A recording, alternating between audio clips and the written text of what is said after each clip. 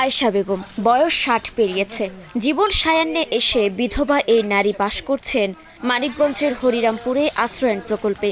গত ২৩ বছর ধরে এখানকার বাসিন্দা তিনি। পা অচল, কাজ করতে পারেন না, তাই মানুষের দানের টাকায় দিয়েছেন ছোট্ট একটি দোকান। এই আয় দিয়ে কোনো রকমে দিন পার করছেন আয়েশা বেগম। তবে জরাজীর্ণ ঘরে ঝুঁকি নিয়ে বাস করতে হচ্ছে তাকে। আমি অসুস্থ মানুষ, স্বামী নাই, টাকটুক করে কোনো রকম চলি।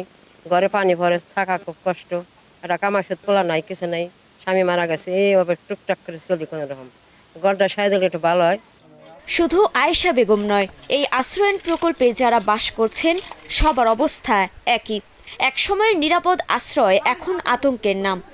এখন কাজ করে আসছি, ইট ভেঙে আসছি, দেখা গেছে যে আইসা ঘরে একটু থাকতে পারি না।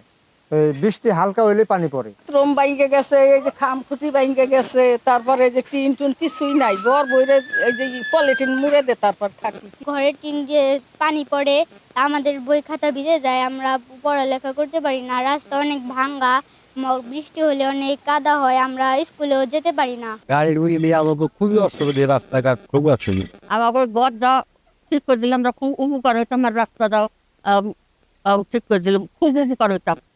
বিষয়টি নজরে এসেছে স্থানীয় প্রশাসনের, মিলেছে প্রয়োজনীয় ব্যবস্থা নেয়ার আশ্বাসও। সেই সদ্যই যোগদান করেছে এখানে উপজেলা নির্বাহী অফিসার হিসাবে। এই বিষয়টি আমার নলেজে ছিল না, তো আমি এটা সম্পর্কে খোঁজ খবর নিব। যেহেতু আপনি বলেছেন যে এখানে বৃষ্টির পানি পড়ে, হয়তো অনেক পুরনো একটা প্রকল্প, যদি আমি খোঁজ খবর নিচ্ছি, যদি আমাদের এর থেকে কিছু করার থাকে সেটা আমরা চেষ্টা করব। জেলার হরিরামপুর উপজেলার দিয়াবাড়ি আশ্রয়ণ প্রকল্পের কাজ শেষ হয় ২০০১ সালে।